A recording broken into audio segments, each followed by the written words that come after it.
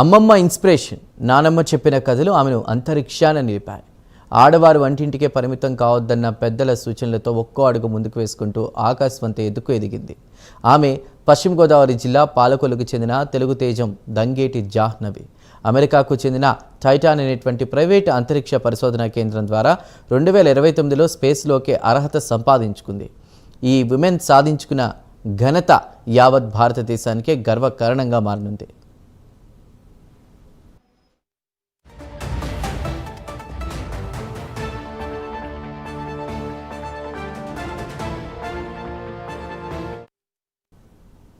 ఇరవై 23 ఏళ్ల చిన్న వయసులోనే తన సత్తా ఏంటో నిరూపించుకున్న జాహ్నవి ఈ పొజిషన్లోకి రావడానికి అనేక వ్యయ ప్రయాసాలు పడింది. ఎన్నో ఒడిదుడుకులు ఎదుర్కొని సూపర్గా ఎదిగింది. ఆర్థికంగా ఇబ్బంది పడుతూనే పాఠశాల స్థాయి నుంచి అంతరిక్షంపై ఆకాశమంతా మక్కువను పెంచుకుంది. తన లక్ష్యాన్ని సాధించడానికి బీటెక్ వరకు ఒక్కో మెట్టు ఎక్కుతూ తన కలను సాకారం చేసుకుంది.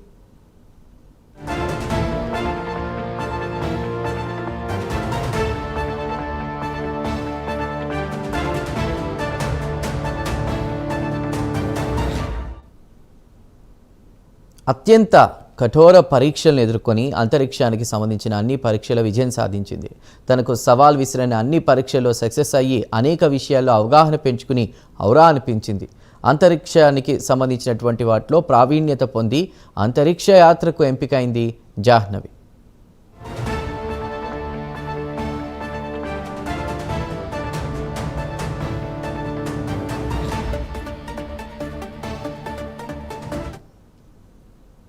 నాసా స్పేస్ ప్రోగ్రాంలో చోటు దక్కించుకున్న తొలి భారతీయురాలుగా దంగేటి జాహ్నవి రికార్డు సృష్టించనుంది.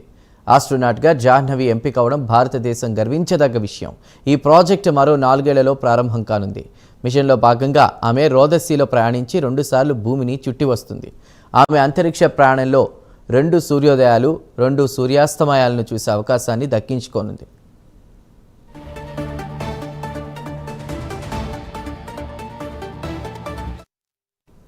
ఇక AP deputy CM Pawan Kalyan, IT శాఖ మంత్రి నారా లోకేష్ను జాహ్నవి కలిశారు.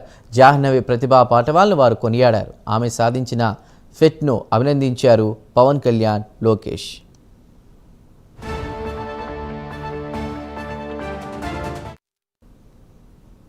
ఎలక్ట్రానిక్స్ అండ్ కమ్యూనికేషన్ ఇంజనీరింగ్లో గ్రాడ్యుయేషన్ పూర్తి చేసిన జాహ్నవి 2021లో నాసా నిర్వహించిన ఇంటర్నేషనల్ ఎయిర్ అండ్ స్పేస్ ప్రోగ్రాంకు భారత తరపున ఎంపికైంది. వ్యోమగామి శిక్షణను విజయవంతంగా పూర్తి చేసుకున్న ఆమె తాజాగా టైటాన్ స్పేస్ ఇండస్ట్రీస్ చేపట్టిన స్పేస్ మిషన్లో చోటు దక్కించుకుంది. అంతరిక్షంలోకి అడుగుపెట్టబోతున్న భారతీయ తొలి తెలుగు మహిళగా ఘనత సాధించింది.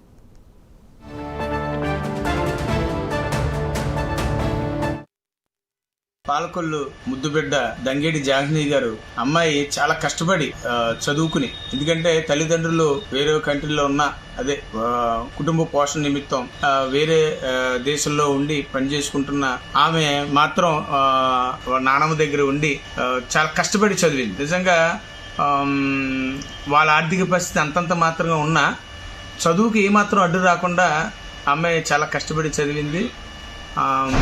ఆవిడ ఆస్ట్రోనాట్గా మరి ఎన్నిక కావటం అయిన తర్వాత మరి వైఎస్ఆర్ గవర్నమెంట్లో మరి జగన్మోహన్ రెడ్డి గారికి ఈ విషయం తెలియజేయగానే ఆమెకి ఏం కావాలని అడిగితే తను చదువుకోవటానికి మౌలిక వసతులతో పాటు ఆర్థికంగా వెనకబడి ఉన్నానని చెప్పడంతో 50 లక్షల రూపాయలు ఆమె చదువుకి కోసం మరి ఇచ్చినటువంటి దాఖలాలు మనం చూసాం.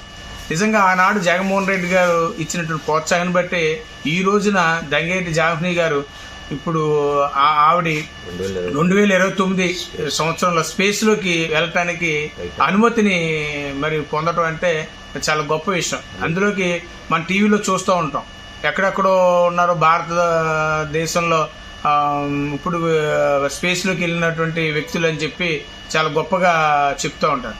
ఎక్కడెక్కడో చూసాం, కానీ ఈరోజు మన పాలకొల్లో మన కళ్ళ ముందు పుట్టి పెరిగినటువంటి దంగేటి జాహ్నవి రేపు పొద్దున్న స్పేస్లోకి 2029లో స్పేస్లోకి వెళ్ళటానికి అనుమతి పొందడం అంటే ఇది పాలకొల్లుకే గొప్ప గర్వకారణం అని చెప్పి తెలియజేస్తాం. పాలకొల్లు ముద్దుబిడ్డ దంగేటి జాహ్నవి గారు అమ్మాయి